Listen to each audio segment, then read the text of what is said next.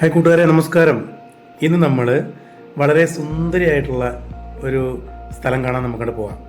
അത് വേറെ എവിടെയല്ല, അരുണാചൽ പ്രദേശിലെ ക്യാപിറ്റൽ റീജിയനിൽ നിന്നും ഏകദേശം 350 കിലോമീറ്ററോളം ദൂരെ കിടക്കുന്ന ദാമിൻ എന്ന് പറഞ്ഞ സ്ഥലമാണ്. അവിടെ ഓൾറെഡി നമ്മുടെ മലയാളികളായ 2 വ്ളോഗേഴ്സ് വന്നിട്ടുണ്ട്. അവിടെ നമ്മൾ വീഡിയോകളെല്ലാം കണ്ടിട്ടുണ്ട്. എന്നായിരുന്നാലും ഞാനിപ്പോൾ പോയപ്പോൾ ഒന്ന് മൊത്തത്തിലൊന്ന് എൻ്റെ കൂട്ടുകാരെ ഒന്ന് കാണിച്ചു തരാമെന്നൊരു ആഗ്രഹം തോന്നിയതുകൊണ്ടാണ് ഇപ്പോൾ ഈ വീഡിയോസ് എല്ലാം സെറ്റ് ചെയ്യുന്നത്.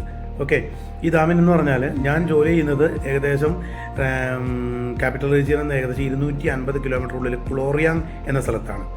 ഈ ക്ലോറിയാങ്ങിൽ നിന്നും വീണ്ടും ഒരു 100 കിലോമീറ്ററോളം ചൈന ബോർഡറിലേക്ക് ചെന്നാലാണ് നമുക്ക് ഈ ദാമിൻ എന്ന സ്ഥലത്തേക്ക് എത്തുന്നത്. എൻ്റെ ജോലി സ്ഥലത്ത് നിന്ന് 100 കിലോമീറ്ററേ ഉള്ളൂ എന്ന് പറഞ്ഞിട്ട് കാര്യമില്ല കേട്ടോ. റോഡില്ല, വളരെ റിമോട്ട് ഏരിയയാണ്. ഏകദേശം 5 മണിക്കൂറോളം വേണം നമുക്ക് ഈ ഡാമിലേക്ക് എത്താൻ. ഡാമിൻ്റെ വില്ലേജുകളാണ് നമ്മൾ ഈ കണ്ടുകൊണ്ടിരിക്കുന്നത്.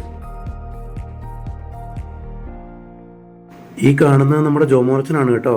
നിങ്ങൾക്കറിയും, നമ്മുടെ ബാക്ക് പാക്കർ സുധി പരിചയപ്പെടുത്തിയ ജോമോനച്ചൻ. അത് കൂടാതെ ഇവിടെ നമുക്കൊരു ജോസഫ് അച്ഛനും കൂടെ ഉണ്ടായിരുന്നു. ആ അച്ഛൻ ഇപ്പോൾ ഇവിടുന്ന് ട്രാൻസ്ഫർ ആയിപ്പോയി. ആ അച്ഛനും ഈ ജോമോനച്ചനും എല്ലാം കൂടിയാണ് ഈ ചർച്ചും ഈ അച്ഛന്മാർ താമസിക്കുന്ന ഈ വീടും എല്ലാം കൺസ്ട്രക്ഷന് നേതൃത്വം കൊടുത്തതും അത് പണിഞ്ഞ് തീർത്തതും എല്ലാം.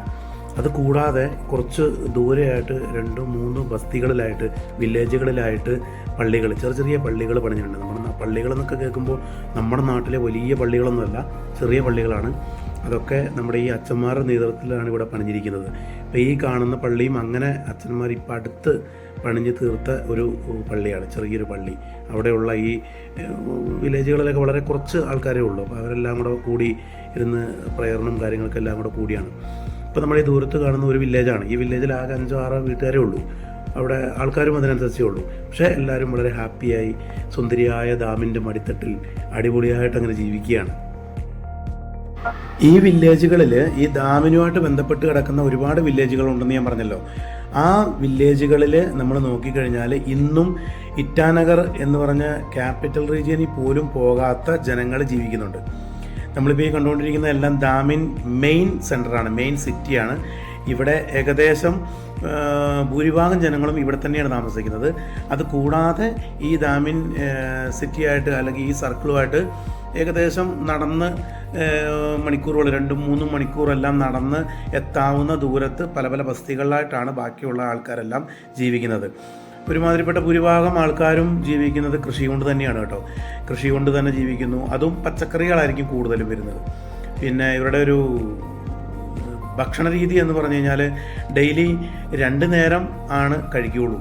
അത് കൂടുതലും ഇലക്കറികളാണ് കൂടുതലും കഴിക്കുക. ആഴ്ചയിൽ ഒരിക്കലൊക്കെ എന്തെങ്കിലും മീറ്റ് വാങ്ങിയാൽ വാങ്ങി, ആ രീതിയിലാണ് മുന്നോട്ട് പോയിക്കൊണ്ടിരിക്കുന്നത്. വീണ്ടും അടുത്ത കാഴ്ചകളുമായി അടുത്ത വീഡിയോയിൽ നമുക്ക് കാണാം. Okay, bye bye. എല്ലാവരും സുഖമായിട്ടിരിക്കണേ.